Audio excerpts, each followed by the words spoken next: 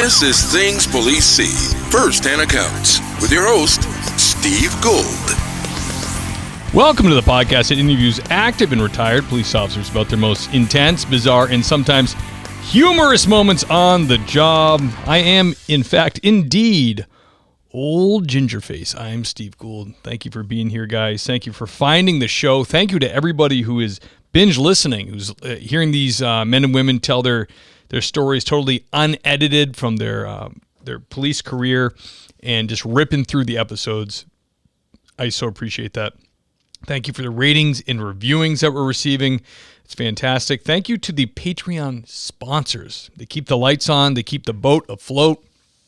Every time a bill comes in, I can pay it through the Patreon, and I so appreciate that. There are two levels for Patreon, Patrolman and Sergeant. You can pick either one. Either way, either one you pick, I will send you a 3x3 beautiful vinyl sticker of the TPS logo, which I know you want. I've got it, and I can't wait to send it to you. So if you really love the show and you want to show it monetarily, you've listened to a bunch of episodes, and you're like, how can I love on Steve? That's how. Send the Patreon membership. I'll send the sticker, and there's some other stuff involved there. The link is in the show notes for the things that you get. But rest assured, the show will remain free. The point is for the men and women of law enforcement to come on here, share their stories totally unedited, so you get a better appreciation for what these people are actually doing out there in your communities. From the deputy in the Midwest in a sparsely populated area to the NYPD, LAPD, even European PDs come on and tell their stories, and they're just crazy. Sometimes they tell the stories, and I think I know where it's going, and it takes a turn, and then I wish I did not have the story in my mind because it's that unreal, it's that surreal. It's unbelievable that people's tolerances. Some people, like I worked with at LAPD backgrounds, they can do 40 plus years like robbery, homicide, and see things that would really give any normal person PTSD, just one of the events they've seen, and do it for 40 years and then just live till they're 90. And then there's other people that have one event and they're just traumatized and they have to leave the career. So it really is, you just don't know. So I think when you get somebody who can really stick in there and do the 40 years, it's like a unicorn. Some of the stories I heard from these guys, and they're on the backlog of the podcast, they're just nuts. Sometimes they say them and I'm like, I would see the psychologist the next day and I would be on my way to something different. So guys, that's the whole point of the podcast, for you guys to really understand what the men and women are seeing out there. It's truly insane. People, I don't know if you know this, people are nuts, and you can hear it all here. Let me tell you a little bit about officerprivacy.com. Guys, they are the sponsor of the show. It's officerprivacy.com/TPS if you want to get their product, and I really suggest you do, because your private information is, in fact, all over the internet, and also super easy to find, which is unfortunate for when they release that 5-second body cam video that makes you look like the devil, and then they release the rest of the video 8 months later, and turns out, oh, you were okay, you acted in the right. Doesn't matter, because all the weirdos and freaks out there are going to be Googling you and your address and the clubs you belong to and your church, and everything else is going to pop up readily, because there is databases that amass all of our information. I use officerprivacy.com. I submitted to it.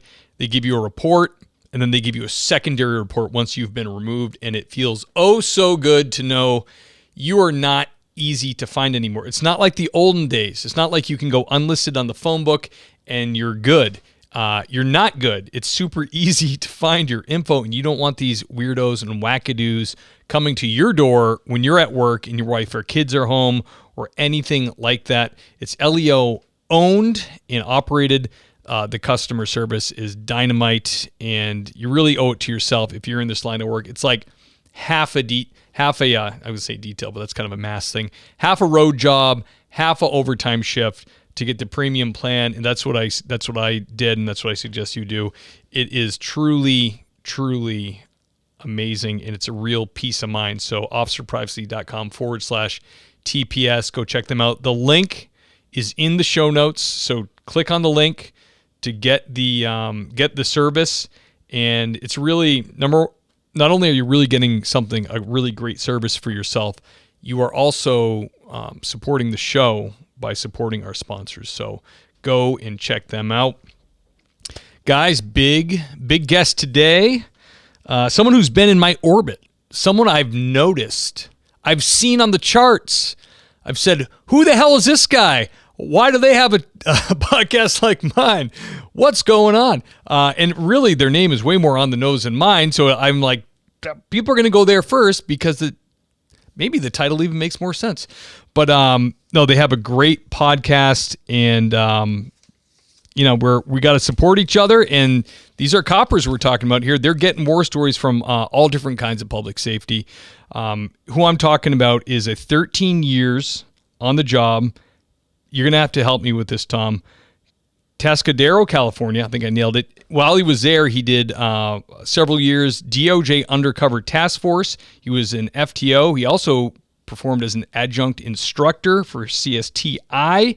And of course, host of War Stories podcast, the one and only Tom Gandy. Tom, welcome to the show, brother. How's it going? It's good, man. It's good to have you. It's good to have a fellow podcaster. My feed looks terrible. I got to fix that. Yell at the kids for being on the internet or something. Yeah, stop streaming all those Marvel movies. I know, right? Brother, it's good to have you. I love to see the gear. I got mic jealousy immediately. You got there you go. The Shure SMB 7. Is that what that is? Oh yeah. I'm a bit of a audiophile. I've been a musician since I was about 14 or 15 years old. That will do when it. Comes to buying like microphones and recording equipment and stuff like that, I'm like, nah. Buy once, cry once. Yeah. Recording equipment and guns. Buy once, cry once. Yep. I agree 110%. I actually bought this mic, and when I looked at it, I bought it years ago, like 10 years ago, and it sat in storage for many years with no climate control. Took it out of the box, and it works like a charm. It's the Heil PR40. Okay. So it's like an older school broadcast mic, but when I went to buy it, it was like podcasting, the Heil PR40 versus the Shure SMB7. Right. And then there's if you got the money, you want to get the EVs, the electro voices. Yeah. Those are the real classics. Podcast corner that we could nerd out about audio equipment. All of our listeners are like, switch the dial. It's funny you should say that we've been in each other's orbit because, my co-host Chuck and I have been aware of your show as well. And you get a little bit like, wait, what are they, what's happening? What's going on over there? So we've been peeking over the fence too. And I'm glad we were finally able to put this together. I know we've been back and forth about it for a little bit now, but it's good to be here. Hell yeah, man. It's great to have you. Love what you guys are doing over there. And so for your show, you guys I try to stick mainly to police adjacent, or mostly police, maybe a little police adjacent. And I kind of felt like in the beginning that was easier for me to laser focus. But now that I have the demand to produce content, which you can feel from your end, I'm like, maybe it would have been smarter to be a little broader. You know what I mean? Okay. Yeah. So I can, So it does get like that, right? Especially in this day and age with the way cops are treated. There's a large portion of them that are like, I'm not coming on and talking. I don't want to get fired. I don't want to get fanged. I don't want to end up as, number one on the IA, So I get that too. And what ours was, honestly, I had started a podcast years and years and years ago for my friends to just get together and be stupid. And inevitably, a lot of my friends ended up being cops or firefighters or cops who are veterans or firefighters who are veterans or just veterans.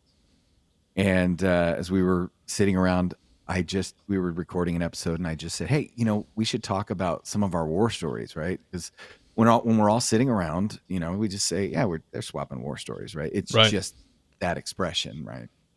And so we spent 25, 30 minutes in one of our episodes. You know, they were 2.5 hours of intoxication. Like you could tell the amount of slurring at the end of the episode was You had a indicative good time. of the fun we had, right? Nobody listened. Who cared, right? Except we spent about 25 minutes discussing my buddy, his experience. He was 101st Airborne and then was a Southern California police officer, and then my time as a police officer, and then this other guy that we know, he was, you know, in the Marine Corps, same time as he was in the 101st Airborne, and now he's a firefighter, and we were just swapping back and forth, you know, just, oh, this one time. And another friend of mine who had listened to the show, he said, I know I'm kind of putting myself out of a job if I ever wanted to come on your show, but that was the most fascinating 25 minutes I've ever listened to in my life. And I said, what do you mean? He says, it was like being a fly on the wall and being able to hear the answers to all the questions you're not allowed to ask because you're not in the club. Right. And I realized we were just talking about it like it was Tuesday. And right. He was talking about it like it was the most fascinating, amazing thing he'd ever heard. And so he said, I'm going to tell you right now, you should just do that. Like, screw all your other friends. No, just do that. Yeah. And so we relaunched, and it became, it started off with police, fire, and veterans, but we realized if you deal with human misery for a living, you know, ER nurses, right? Sure. Prison guards, right? Absolutely. Dispatchers. So we've had pretty much anybody that's in public safety or the military, and we've interviewed volunteer firefighters, and we've interviewed Marine Corps majors, you know, and the only criteria is you have to have served something bigger than yourself. That's great, man. I love that, brother. I've kind of really painted myself in a corner here, and the listeners will know who they are. But one time I had an opportunity to have an author and Navy SEAL on, and I'm like, well, I'm not going to not have him on, right? I'm going to have the guy. I'm going to have a Navy SEAL on because I had all kinds of questions about the training, and and it was a really great, popular episode. But didn't I get comments of like, what does this have to do with law enforcement type of thing? I'm like, damn, man, couldn't you appreciate the fact that this is a Navy SEAL? I mean, I thought it was fascinating to hear him talk at all, Yeah, right. Like, we had an actor on, right? And the only connection the actor had was that he supported military charities and that he was playing an FBI agent on TV. But we had him on anyway because I said, how fascinating is it to be able to ask an actor what things they do to prepare to play a cop? Like, do they use technical advisors? Like, and we got to talk about what he did right and what he did wrong and all. And hey, I thought it was fascinating. If nobody else liked it, if they wanted to be mad in the comments, you could be mad and cry about it. It's my show. Yeah, absolutely. I tell my wife all the time too, because I'm just sensitive about it, and I try not to be, but the show's it for what it is, it's good. Like I'm happy with the progress of it, but it's not it's not like obviously Joe Rogan or something. I'm not getting millions of downloads. Right. But if I were, I would probably have a mental breakdown or would have to just never look at comments, because the more, how it is when you have a real popular episode, you get the love, and then you also get the people who aren't in your audience that are like, you're, ACAB, you're a piece of shit. And you're like, oh, that sucks. So I'm not going to lie. A long time ago, I kind of bifurcated the duties because I figured out all the software. I know how to produce. I know how to edit. I know how to do, again, from years of playing music and being in a studio, I get the audio side of it, right? I even get the video, creating video content and all that kind of stuff. I don't really want to do the social media stuff, right? It's a nightmare. So what I got to do is I told my co-host, I said, okay, we'll separate the duties so that we have, we're both pulling our weight. And I said, part of that is like, you get to respond to all the comments and social media and stuff. And I effectively made it so I don't have to read that stuff. USOB. So it has been such a freeing experience to, we're warts and all, man. Like, we don't do we've avoided sponsors at certain points because, when we have an episode where somebody comes on and explains about being a firefighter, going to a call with a guy who gets sucked through a wood chipper, and I want him to be able to go into complete graphic detail with as many 4-letter words as he needs to. You know, I had one of my old partners who switched departments and then got in a shooting and took 4 rounds of 357, you know, at close range.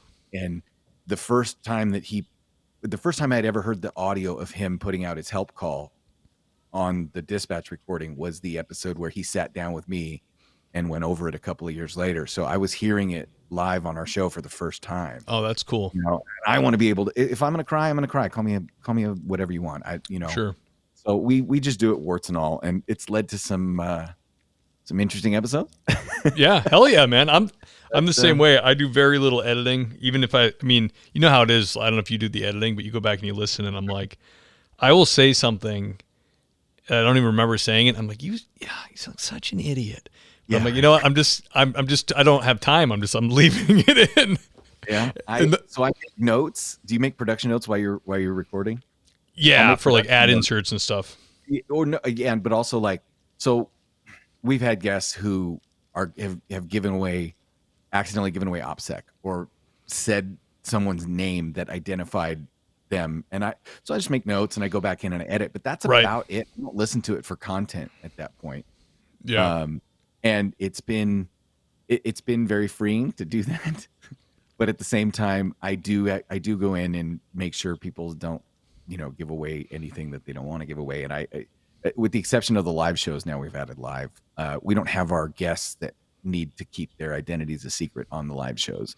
We just pre-record them and then we'd put them out audio only and on both YouTube and audio. But most of the time when it's just us and we're doing our debriefs or we're doing it, then we go live and we have a good time. Yeah, that's the way to go. Live is great too because then it uploads and it's done, and you don't have to upload it later or anything else. I have one comment I had recently, and I knew it was dumb when I said it, like it was so dumb. But I get excited, and the guy was talking about being shot. He was out for a run, Donovan Hebner. He was out for a run, and he saw people stealing a car from a dealership during the pandemic, and he was trying to be a good witness. He like got behind a light post or telephone pole, and they drove by and just shot him anyways because he was standing there with a 40 cal in the stomach. And he said, and I said something like, "Oh my gosh, a 40 cal, that's really bad," or that's I know you got shot, but a 40 cal, that's terrible, or whatever I said. And then someone commented immediately on YouTube like, "Yeah, getting shot is bad, you idiot. Like it doesn't matter what caliber or whatever." And I was like, "Yeah, I agree with your comment." That was stupid. Yeah, but you know what? Like you do it. You make up words on the fly and respond to things in real time and not flub stuff. I mean, I pointed out to somebody, some of the greatest flubs in history have been by some of the most honorable, powerful men. I mean, the late great Daryl Gates once famously went into a city council meeting and put his foot in his mouth when he was trying to explain the carotid restraint and said that black people don't react to it like normal people do. And what he meant was black people don't react to it the same way non-black people react to it. Only when you use the phrase normal in contrast to a race, you sound like the biggest racist idiot in the planet. Now, I have to have met Chief Gates when I was a kid, and I can tell you he was an old school cop, but he wasn't a racist. He just was an idiot when he spoke. It's hard. Words are hard. Words are hard, people. You can't take them back, man. It's like you can't unring a bell. Nope. Yeah. Tom, so you did 13 years at your department in all the specialties I read off there. What was there a certain event that made you want to leave police work or see? Oh, no, I'm medically retired. Medically retired. Okay. So I had gone through some injuries and stuff, and one of the things we've talked about on our show is you can love the job, don't love the department, right? Because the department doesn't love you back, right? And if it doesn't matter who you are to them, they need a fresh body to replace you. And so if if you're determined to be with flaw physically and you can't get back to work in time, they can cut you loose. And it sucked. It was not what I wanted, but it has led to I've been retired 10 years now, and it's led to where I'm at now, and I can't complain. Gotcha. And my wife was happy. Yo, I'm sure she was. Yeah. She was, my daughter, they didn't tell me how much they worried about me until they could stop worrying about me. And then they were like, oh yeah, we're so glad you're retired. It's like a year later. And I'm like, what? Like, oh yeah, we're just so glad you're not. And I'm, oh, okay. Well, thanks for not telling me. Yeah, absolutely. That's pretty. I hear that from a lot of guys with the wives. It's like you don't want to. I'm sure you did this, or maybe you did. Unintentionally overshare something that happened at work, and to you, it's kind of like, hey, no big deal, and they're like, what? You know what I mean? Yeah. They're like devastated. You're like, oh, you can't back it up. You're like, no, it's. Forgot civilian. So my wife's pretty good about it. My wife, she's pretty sick and twisted, and I love her for it. And when we got involved in a critical incident, and I called her from behind a SWAT truck at one point. It was like, because I saw the news copter overhead, and I was like, oh, she's going to see this on the news. I'm going to be in so much trouble.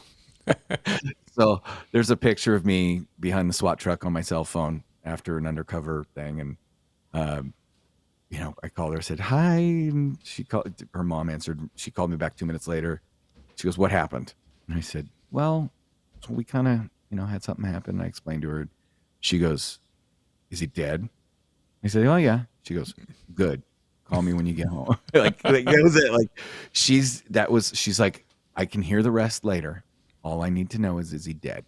And is the threat eliminated? Right. And that was my. That's a good woman. Yeah. She's a keeper. Hell yeah. But going through, and that's one of the things we talk about on our show, is there's always this moment, right, where somebody asks you, and this was what my buddy pointed out, right? The dumb stuff. When you're a veteran, one of the dumbest things, people come up and they go, oh, you went to Afghanistan? Did you kill anyone? Yeah. Tell me about the people you killed. And like, seriously, you don't public service announcement. Don't ask somebody who is a cop or a veteran if they've ever killed somebody. They might tell you. Right. Yeah. And there's this moment where I always talk about it. If you're at a party and somebody says, hey, tell me one of the stories, tell me something cool. What's the grossest thing you've ever seen? Or they ask dumb questions like that. And occasionally I'll go, okay, all right, you asked, and I'll start to tell the story. And it's anywhere between 30 and 60 seconds in, you see the look on their face change, and the smile is plastic, and their eyes are panicked, and they're trying to figure out, how do I get out of this story? Because I really did not want or expect. No, stop. Right. And you're like, oh no, you bought the ticket. You're going to take the ride. Yeah, absolutely. We had recently we dealt with I can't really talk for the details of it, but there was a child porn thing going on, and it was like, I actually can't, like, I don't think I would ever want to share it with anybody, my wife, because it was so depraved, and like even like a room full of cops are reading the the affidavit for it, and we're just like, oh, wow, this is really. I don't want to see this. I don't want to take this on. This is demonic. Like, yeah, totally, absolutely. I got tasked with dumping a hard drive from a child pornography purveyor for evidentiary purposes. So I had to go through all of it and like put it out to DVD, and it's terrible. Yeah. It's so bad. I mean, the last one I was involved in, I didn't have to view any of it. Detectives did that, but I read the affidavit for why they wanted the warrant, and so it's in print. And then now you're reading it, and you're like, now your mind takes it. This is just as bad as the video. Like, oh my, like we all have to read the affidavit before the warrant, and you're reading it, and you're like, I'm just gonna skip through here. I'm not gonna. Give me the Cliff Notes. Yeah, bad guy. The kid toucher. Just look for any kid toucher stuff in his house. Right. Let the computer guys plug their things in and download the things, and then take it away. Right. Yeah, absolutely. Tom, can you take us way back to a young Tom Gandy to the first call that you went on that you would have considered a hot call at that time in your career? Oh, hot call. Well, so I could tell you about the one that sticks out that was a hot call that I was 2 weeks on the job and I didn't think it would have been a hot call, and it got explained to me how hot of a call it was. Hell yeah. So the city I worked in, it was a relatively decent sized middle, it's under 50,000, over 30, right? I don't know what it is now, but it's somewhere in that neighborhood. Anyway, but it was a large square mileage. We had a very rural area, and at one point I think I was in my second week of FTO. It's still wearing a tie, because that's what our agency, like, you wore a tie in phase 1 and 2, right? And so, loose horse in the roadway, and I said, "Oh man, okay. So what are we gonna do? Request animal control and go do traffic control?" He's like, "No, you're gonna put on your lights and siren, and you're gonna get there. We're responding code 3." And I said, "Or what?" He goes, "I don't have time to explain it to you, Junior." Yeah. Okay. So I responding code 3, flip on the lights and siren. I'm driving, and my FTO starts explaining. He goes, "Listen, if it's smaller than a deer, you just hit it. If it's bigger than a deer, you avoid it like the plague, because it's just the right height to come through the windshield and kill you. And if you don't get there code 3 and somebody hits this horse and I have to take a fatal TC, it will not reflect good in your rating." No pressure. Right. So now I'm like, oh my God, now I really have to get there, because it's running in the middle of the street. And now all these images of a horse going through the windshield of a minivan and killing, mom, Right. dad. What have I done? And all because I was laughing in my police car, and I'm on the go. Oh, if I screw this up, like it was. So that was one of those like moments of, oh, like this is not, like this job has a lot of different moving parts. Yes, absolutely. You'd never think that, like normally. You'd never think about an animal being so tall that you clip its knees and then the body crushes the passenger compartment. Who would think of that, except for a guy who's been to a crash like that, who's seen dead people from hitting livestock. Right. Yeah. Yeah. Seen it go through the windshield and, impale people or crush them, or, yeah, so that was early on. But then I remember a couple weeks later when I got cut loose, I was at FTO, and I drove past the building downtown, and I could see my own reflection in the windows, and I was alone in a police car in uniform. And I went, holy shit. Can I say that? I don't know if yeah. Let it rip. It's like, I can't believe they gave me this car. I can't believe they gave me this gun and this badge. Do they know what's wrong with me? And it was that cool moment of like, wow, I really did it, but yeah, it's the best job. I always said I'd do the police work for free. They just had to pay me to do all the paperwork. Yeah, absolutely. I had a similar experience. Me and my buddy, just out of academy, were, in mid-20s, and we were in line at Dunkin' Donuts and feeling good. We were on our own and just met up for coffee, and but still kind of like feeling like that surreal moment where you're like, almost like you're wearing a costume. Like, right. I'm dressed as a cop. This is unbelievable. Mm-hmm. And this lady said, "I don't want to insult you gentlemen, and she was like 50. She's like, when I look at you, you are so young to be police officers." Right. And she just totally ripped all my confidence away. I'm like, it's true. We are too young. Mm-hmm. Honestly, if I ran a department, I probably wouldn't hire anybody under 25. Ever. Yeah. And I get it. Like, guys get out of the military and they, get out of college and they want to go be police officers, and they're young and they maybe the jail, right? Maybe the jail, sure. Maybe even like counter reports and stuff like that. Like but man, that, like, I think about, and I didn't come on till I was 23. But still, like I had a wife and I had a kid, and there were guys in the academy that were 18, 19 years old, 20 years old. And we hired a kid to be a reserve officer at 20 and a half. He couldn't own his own gun. Leave it at the department. And so it was just, I'm just going, man, I was so stupid at that. Like, oh. Yeah. Yeah. I totally get it. I remember when I took a reserve academy when I was 19 to like be a part-time guy and like do like whatever they would let us do. And the instructor told us, because there's a lot of young faces, he said, you realize Massachusetts did a study, and the optimal age to be a police officer, if it was possible, is 27 years old. They said, but all the feasibility studies on it wouldn't work because people go into other careers and you lose them. Yeah. So here we are, but the same idea. They said, like, ideally you'll be like getting into your late 20s to be a police officer. I mean, there's exceptions. Like, we have a guy in my department who's 23 and he's like exceptionally squared away.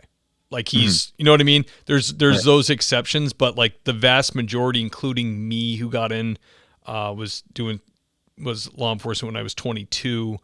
When I look back at the person that I was, it was like, damn, that right. is so, especially when you're dealing with, you're so baby faced and you're dealing with people that have had life problems, you know, and you haven't, like, you have no reference point to even relate. It makes it easier for you to be more like black and white by the book. I will say that growing up with a dad who, so my folks, like a lot of Gen Xers, they split the sheets, and like a lot of cops, they split the sheets, you know, when I was a little kid. So 7, 8 years old, my parents got divorced. And so I grew up real fast, you know, because it's the 70s, 80s where, you know, hey, just come home when the streetlights are on, and right, you know, may the odds be ever in your favor, right? No one's trying to abduct you or anything. Right. Exactly.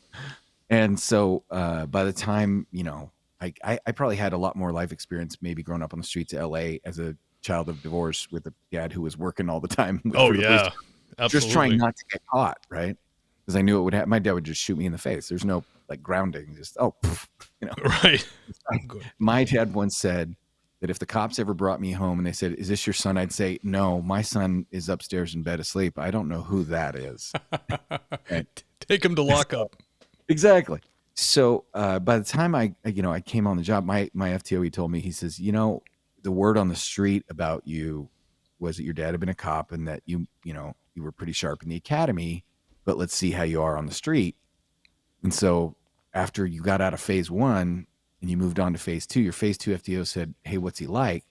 And my phase 1 FTO says, "That kid was born with 2 hash marks on his sleeve." I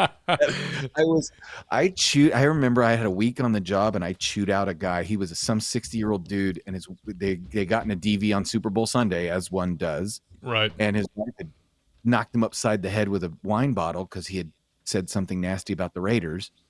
And so I was talking to him and he said, "Listen, son," and I'm 23 years old, and he says, "Listen, son," and I stopped him dead. He's 60-something years old, and I said, and I chewed him out. I said, "Listen, I'm not your son, right? I've earned the right to be here, and I've called you sir, and I've called you Mr. So-and-so. I've treated you with respect. I've earned the same respect. You will either call me officer or you'll call me sir, and there are no other choices." And he's nice. Like, "Yes, sir."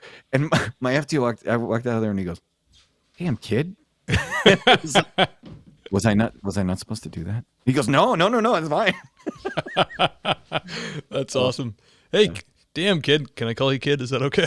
Right. Now, you sir can call me whatever you want, because I still have to sit in the car when you get coffee. So it's right. Oh, that's right. Awesome.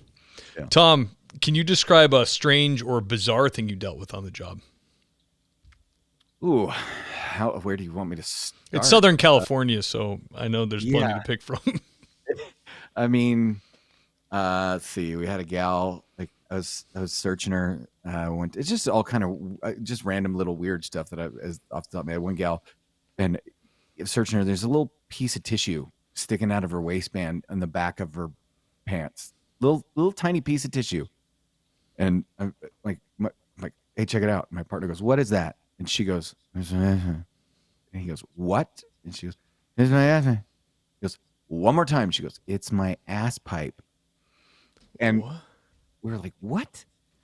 And so he's got his gloves on. I'm like, "Go ahead." And he reaches down, he starts to pull, and it's the piece of tissue paper was a piece of paper towel wrapped around a meth pipe that she stored in between her butt cheeks.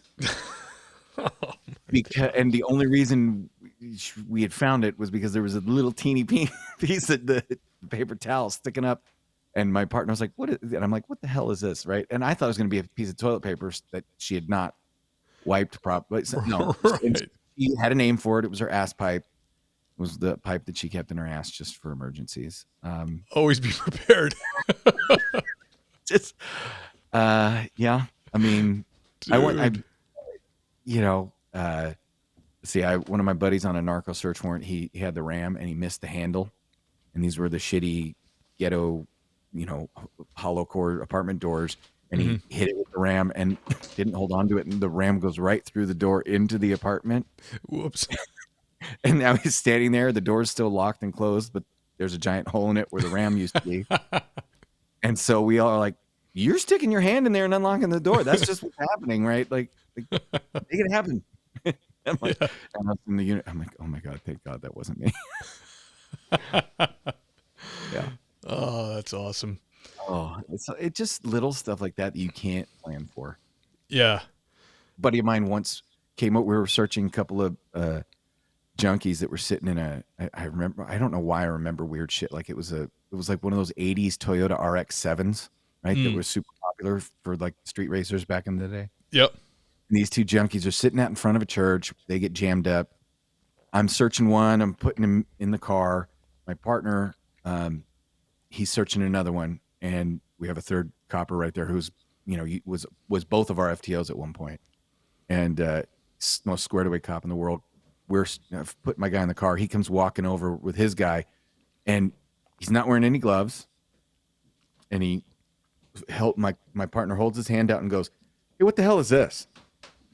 And I look, and it's a small battery pack with an on-off switch attached to a wire, and at the end of the wire is a silver egg. Oh boy. And it's sitting in my partner's bare hand. And I'm like, "What are you talking about?" He goes, "Well, I found this like battery pack in his pocket, and I pulled it out, and as I started pulling the wire, it just popped out of his pants. And do you guys know what it is?" I'm like, "Bro, that's a vibrating butt plug." And he looks the most shocked, horrified expression as he looks at the palm of his hand and sees that he's barehanding this guy's butt plug. You're like, first of all, bless your heart for not knowing what this is. Yeah, right. Yeah.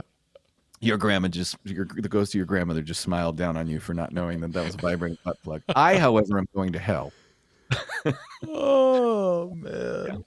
That's brutal. Oh, gloveless, you said. Gloveless. Yeah. Yeah.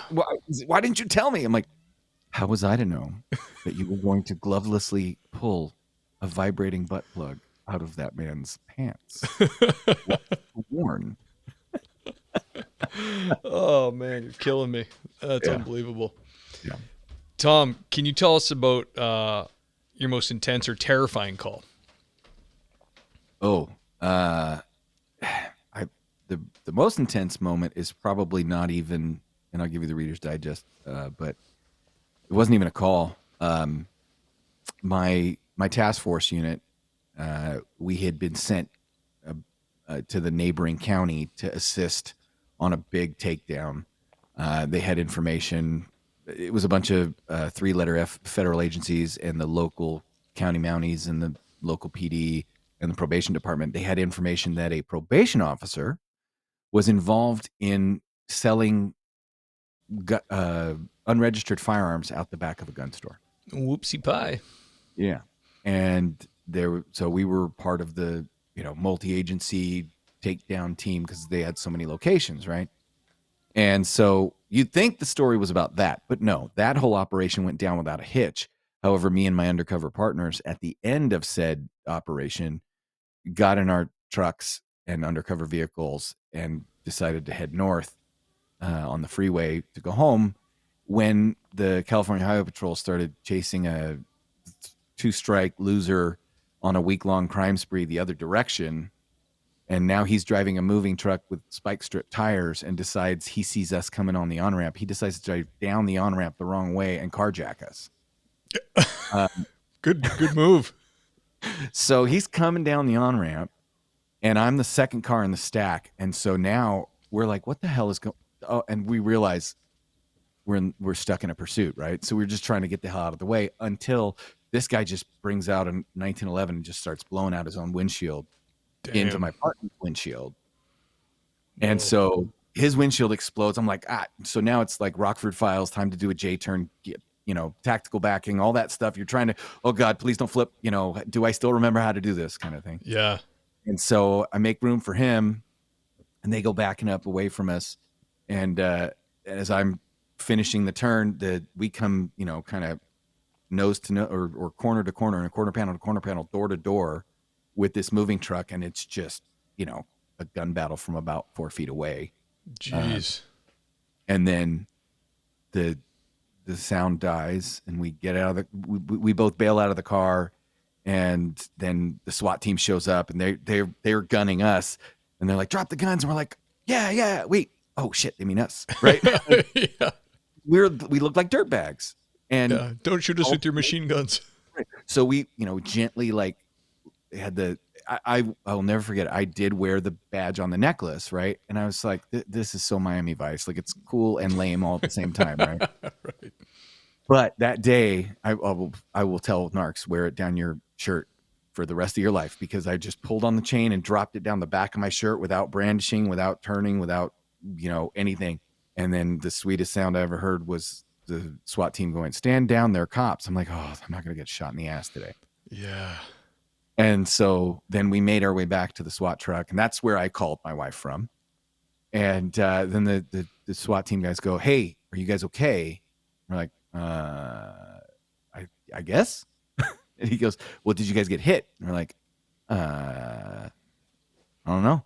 And then we had this moment like grooming monkeys, where we were pulling up each other's shirts and looking for bullet holes, because in all the excitement, neither one of us knew if we'd been shot.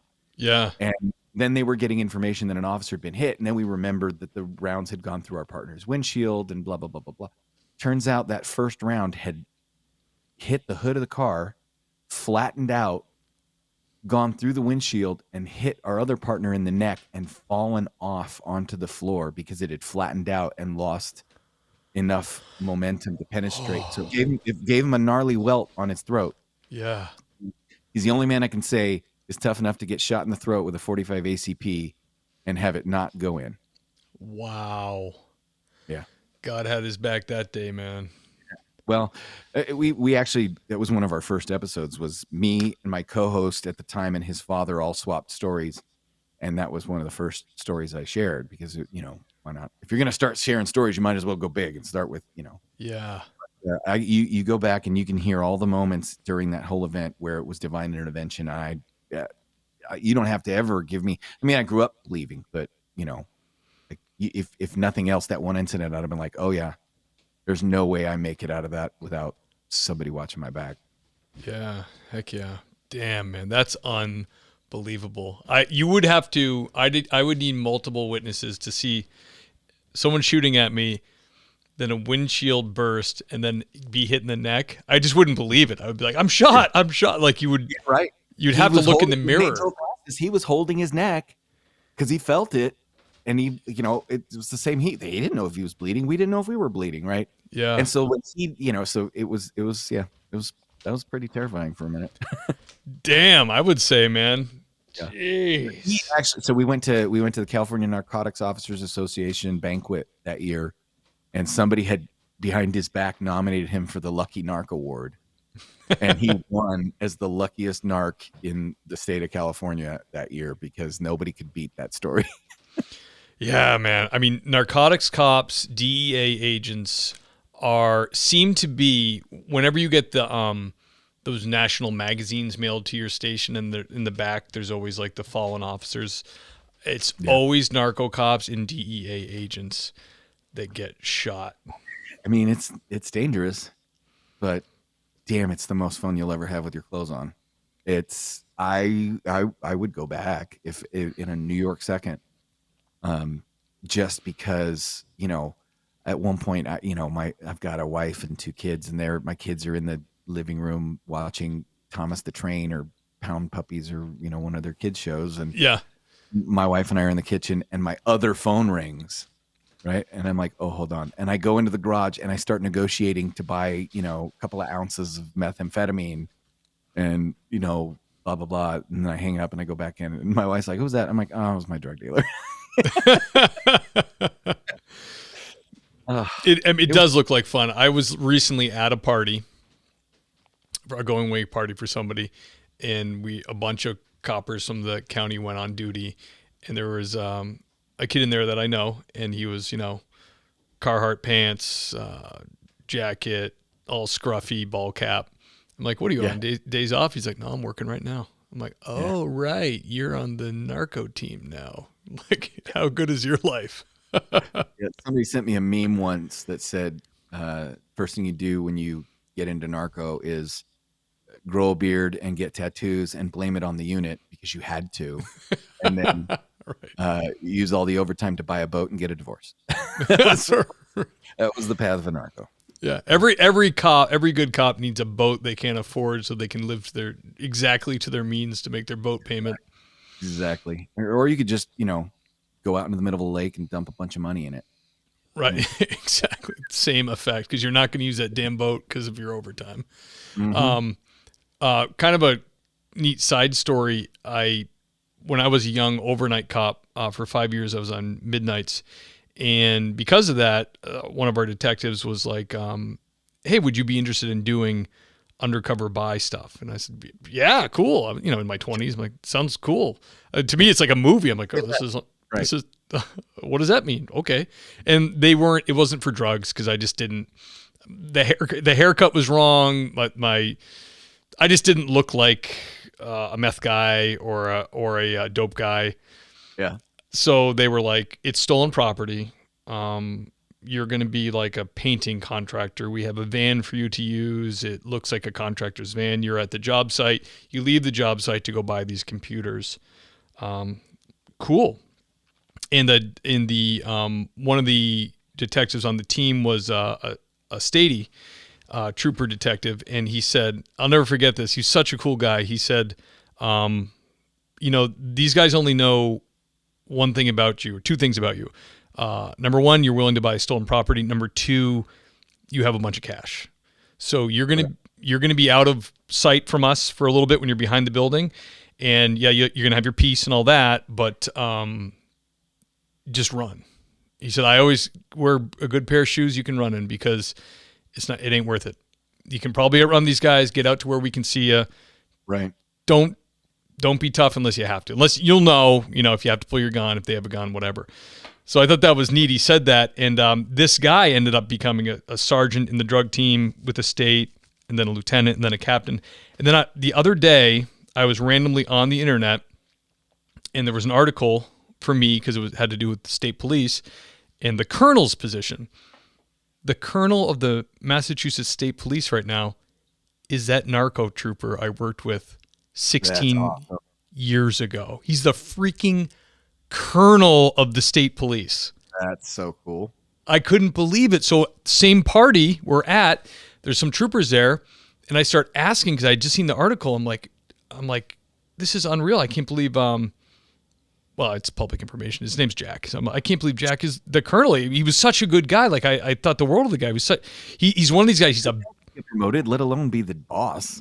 Right. Yeah. Of the whole state police. He's a real cop. Yeah. He's a great dude. He's like a bear. Like he's one of those, he's a big guy, but he's like a cop's cop. You know what I mean? He really likes cops. And every trooper there said that. They're like, we like him. And for that reason, we're afraid, because right now there's no interim colonel in the state police. It's just colonel, but they are looking. He's the colonel now, and they are advertising the job. And the Stadies really like him. They said when he gives he's got to apply for it. Yeah, he's in the process, but he's actually the colonel. But right, so he's acting colonel. Right, but they don't call it that. They're like, no, it's not acting, it's colonel. I'm like, okay, but he's the colonel, but also he's not really the colonel. Right, like the governor seated him, but she's also advertising his job. Colonel Pink, Colonel Mustard, he is a colonel, but not quite. Right. So Colonel Chicken, I don't know. I'm hoping I'm hoping they. I mean, because the troopers there were like, he is great. They said when he gives a speech, like when he comes to talk to the guys at something, he's like motivating, and he's not super political. He's like, hey, we're here for a good time. We're here to show them the the positive side of the state police, and he goes, but if they want to see the nasty side, we'll show them that too. And the troopers are like, bah! Because like no one in that kind of position talks like that. Like he's just a realist. Not as much anymore. So I hope he gets it. He is really a hell of a guy. He's the nicest guy in the world. A good friend of mine that was the detective that asked me to get that property years ago keeps in touch with him. And he said it's the same old guy. He likes to go up to Maine, go hunting, go camping, the whole deal, But anyways, this is way off track. But I just felt moved to say that because I like the guy. I'm used to it because our podcast will fall off the rails because I tell people it's your story. You tell it any way you want, right? Like, we'll go where it goes, Right. But that's also part of what I want. Like, we always talk about our listeners as being, part of our show.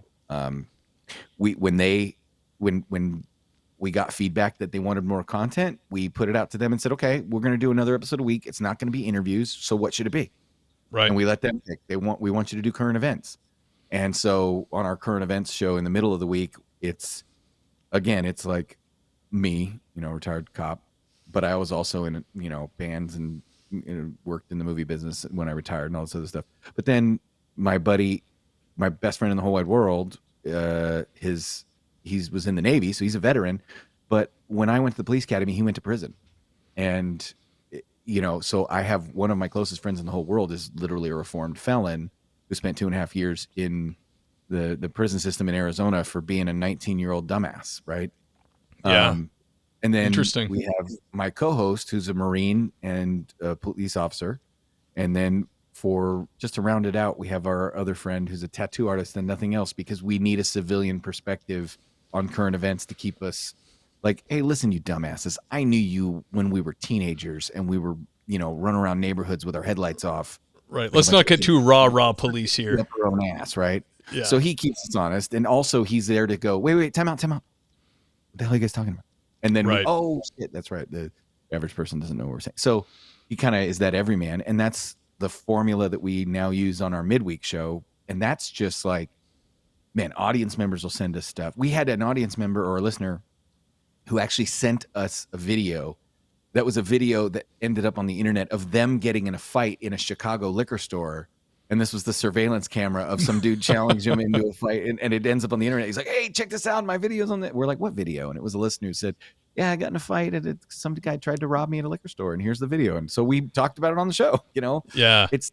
It's not just my experiences, right? It's not Chuck's experiences. It's, the guy he works for a rural sheriff's department of only 13 guys that's still, shagging calls at 1 a.m. and he's the only person on except for, maybe one other state policeman. I met a guy who responded to a domestic violence call because he was on call, but he was helping his buddy pour concrete.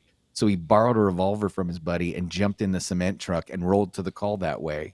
Hell yeah. Back partner who was on duty because they just didn't have anybody else, Yep. And it's not just the guys who work with 10,000 other cops at LAPD, or guys that work for LA Fire or guys that were, we interviewed a dude who was in the Marine Corps about his 3.5 years just walking around Camp Pendleton and what that life was like and how frustrating it was to go to Kuwait for 6 months only to be sent home right before the invasion.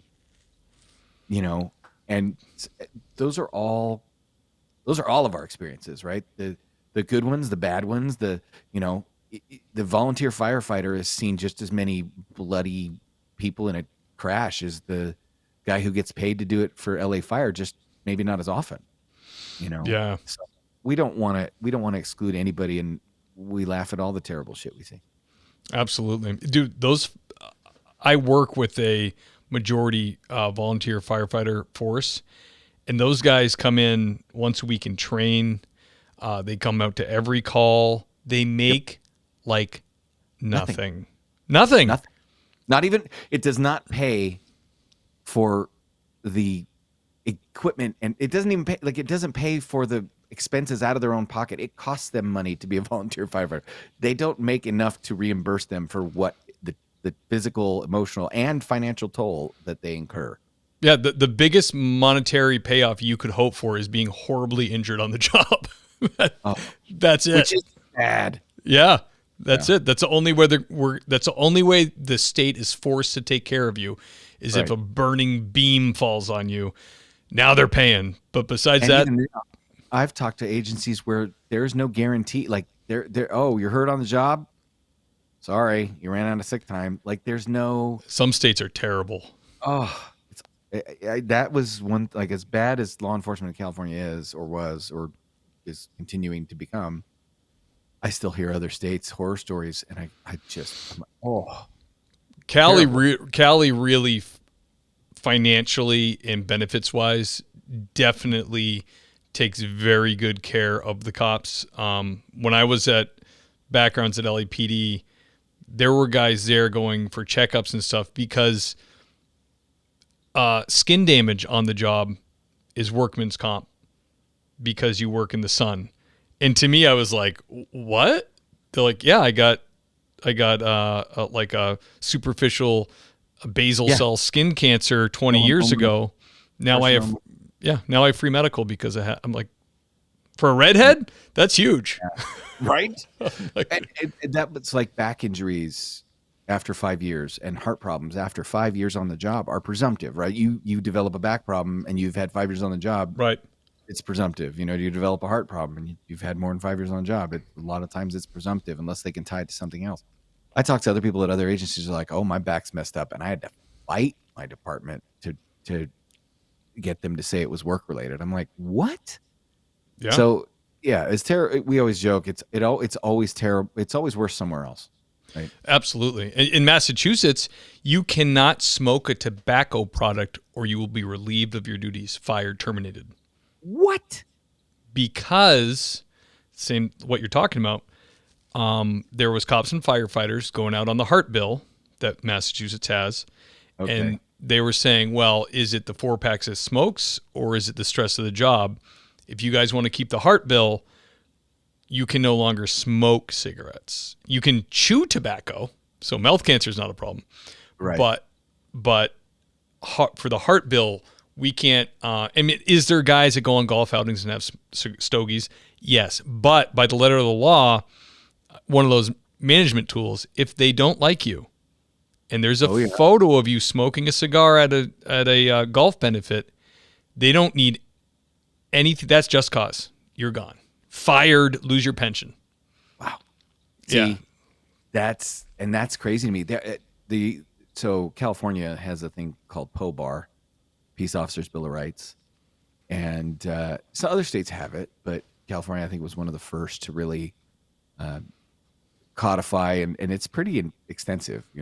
It's basically the law about the things that have to be done to get rid of you if you've passed probation and you've passed training. You're vetted, yeah. And it's significant, but it's not insurmountable. Involves how you're notified of the investigation, what progressive discipline is, when they can terminate you right up. So if you get fired in California, it's usually because you frickin' did something pretty stupid, right? Yeah. But that doesn't prevent departments from railroading people, right? They do it all the time. They just railroad you within the confines of the law, and sometimes they just railroad you outside of the confines of the law and say, sue us. Right. We got City Hall behind us. Mm-hmm. So it's and I love cops, and but you listen to our show long enough, and we will dog on admin all the time, just because the hardest part about a promotional exam is the lobotomy, and it's you must forget where you came from, right? And that's why when you say that this colonel is like a cop's cop, first of all, if you're listening to this, the cop's cop is the highest compliment you can ever pay a police officer, right? Yeah, absolutely. Right. That's the business. And if you call that to a chief, it means that somewhere down the promotional ladder, somebody messed up and this guy got promoted despite his Yeah. track record as a cop and not because of it. Yeah. It's good to hear. And unfortunately, it doesn't bode well for his chances of staying on as a permanent. That's the fear. That is the fear among the troops for sure. Tom, can you tell us about a heartwarming encounter from the job?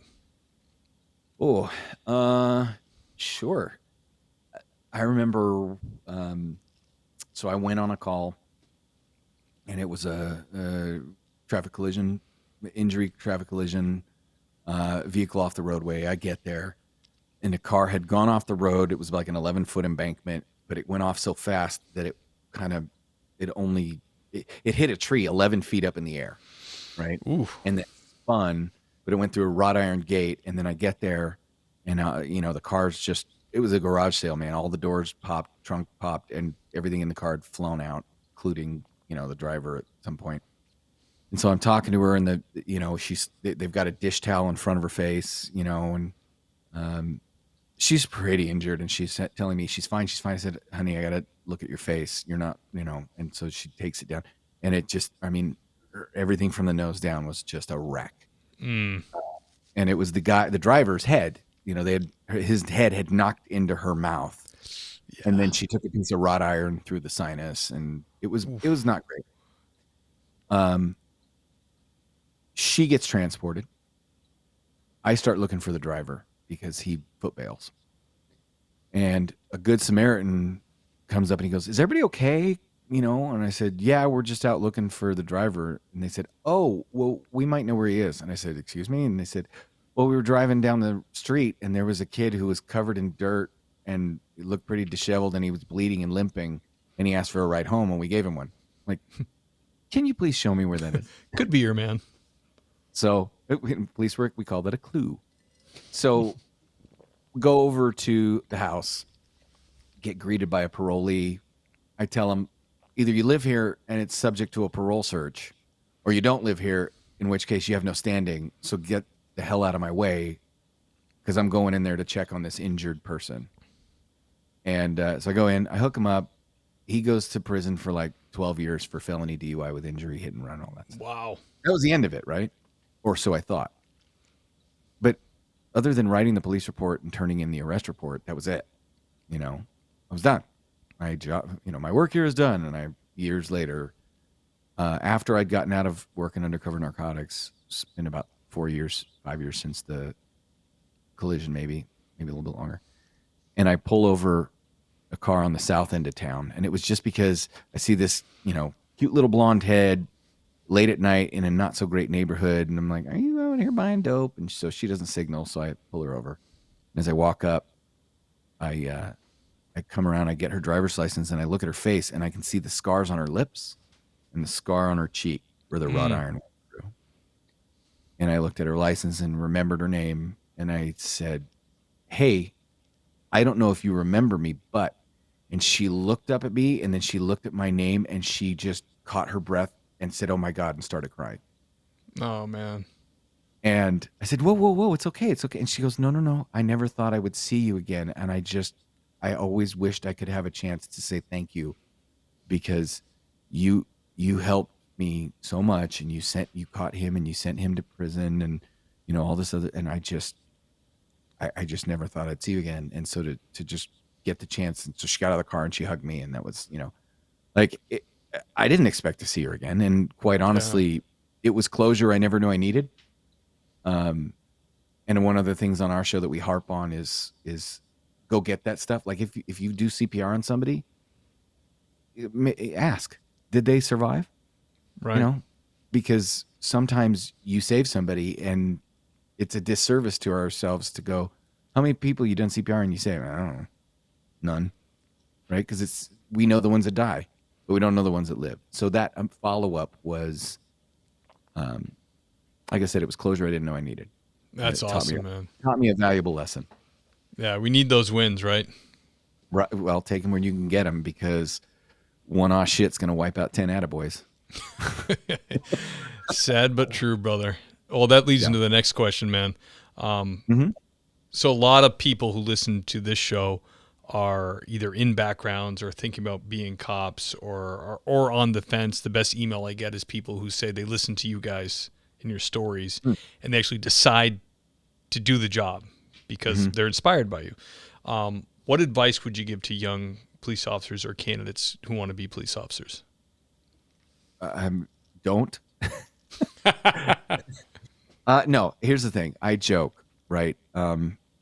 The way I would joke about not having kids, but if the good candidates don't go out and be police officers and the good people don't have children and raise them properly, then we're going to end up with a world full of dumbass kids and shitty police officers.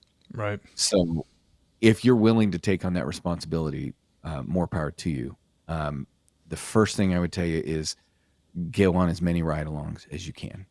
Right, that's number one. Just go on as many ride-alongs as you can. Second thing, don't get a degree in criminal justice. They're going to teach you that stuff, right? Go get a degree in public administration. Go get a degree in management. Go get a degree in psychology. These degrees will expand your abilities to actually function, like grant writing. You know, if you can grant write at a department, oh man, your ticket is punched, baby. Yeah. So I know we all want to, you know, like I said, saw bad guy, chased bad guy, thumped bad guy, went 10-8, you know. Think about your longevity. You're not going to be chasing bad guys forever, right? And so like a good hockey player, don't hit too hard or you're going to have a short career, right? Just hard enough. So anyway, I would say that those, you know, good on you. Go on as many ride-alongs as you can. Two, you know, like I said, go get a degree in something other than criminal justice. And then three, you better learn to admit your mistakes, and you better be ready to be the first person to say, I messed up. That's on me, and I'm going to do everything I can to be better the next day. Because starting from day one in the academy and continuing throughout your entire career, you better be working to not screw up the thing that you did yesterday, today, because today it might get you killed, right? Never allow a positive outcome to justify poor planning and bad tactics, right? So don't be the guy. Don't get complacent. Don't think, oh, now I know the job. No, you should be working to be better at it every day. And that starts before you get into the academy. Absolutely. Words of wisdom right there, Tom. Thank you for that. Agree 100%. I think that as podcasts go and cross promotion goes, I can't think of a better cross promotion than our two podcasts. And I say that because, and you're probably the same, you'll get emails about, can you do more interviews? Yeah. No, I can't. We can't possibly do more because of scheduling and our time and all these things. But there are two podcasts that you could be listening to get the interviews. So you got Things Police See. You have War Stories podcast that's producing interviews. Tell us a little bit about your podcast and where we can find it. Yeah. So War Stories official podcast. We had to throw the word official in there to get the domain name. Got it. So it's officially War Stories official podcast if you ever need to figure it out. But we're on Google, Spotify, Apple Podcasts, Podbean, pretty much any one of your fine conveyors of podcasts, whoever you prefer. You can usually find us.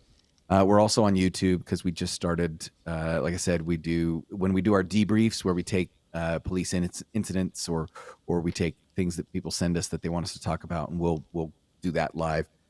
Sometimes we'll have our guests be interviewed live if they're willing to reveal their identity. And then we do our midweek show where we just talk about current events from the law enforcement, military, firefighter, first responder perspective. That's just a good time. You never know what you're going to get. So you can send us in. Right now, we've been finding all kinds of fun videos that people are sending us, and the kind of mantra has become "fuck around and find out" on that show because that seems to be what we point out to people. So they can find both on the same channel. Monday's show is the interview show, and Thursday's show is the current events show. And we can't wait to have you on. Hell yeah. I'd love to come on, especially one of the current event shows when you can just let it rip. I love those. Yeah. We'll have you. We'll get you on to share your story, and then we'll bring you in for the current event show. Maybe we'll do a double header because we'll be able to like record one and then immediately go into the other, and we'll introduce you to the other guys. You'll have a good time. Dude, I'd love it. Absolutely. Thank you. The great Tom Gandy. Tom, thank you for coming on here, man. Thank you for sharing your stories. You had me laughing. Really good stories, and I appreciate your time, man. I look forward to coming on your podcast. Yeah, we can't wait to have you. People can follow us on Instagram and Facebook and all the other places. Just look for War Stories Official, and we can't wait to have you on ours, and that you tell all our listeners about Things Police See, because like you said, this is probably the closest. Like, there's a lot of other police podcasts out there, but Things Police See is one of the only podcasts endorsed by War Stories Official. Thank you, sir. Absolutely. You heard it here first, everybody. Absolutely, man. I look forward to it. Can you hang on for just 2 minutes when I do the outro? Absolutely. Yep. All right, brother. Thank you. The great Tom Gandy. Honored to have him on. Great stories. I really had a blast. I was belly laughing. Really good stuff. Glad to finally get him on. Like Tom said, we've been talking about it for a while, but scheduling, yada, yada, finally got it done, and I can't wait to go on their show. This is the time of the show where I thank the Patreon sergeants. Those are the folks that keep the boat afloat. They chose the sergeant level. I'm not set up, guys, because I'm just lacking. Let's see here. Bam. Okay.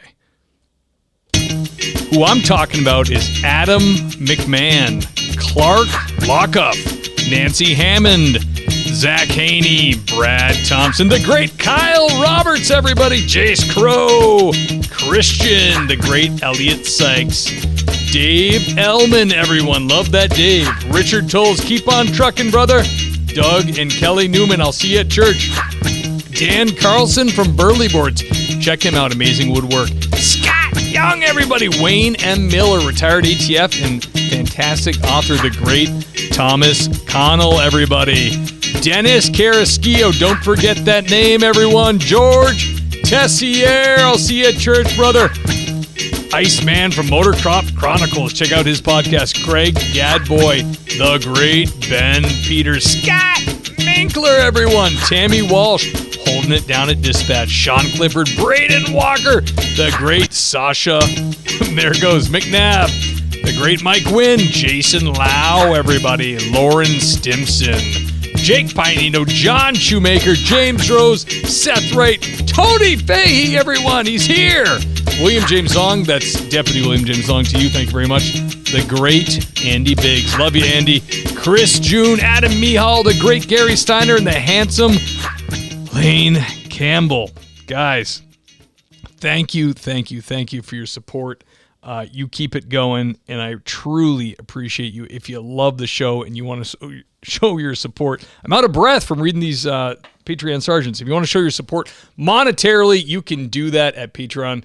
The link is in the show notes. Also, against my better judgment, the link to War Stories podcast, which I know you will love, and as we established, will be a good combination of our two podcasts to get you your fix of first responder interviews.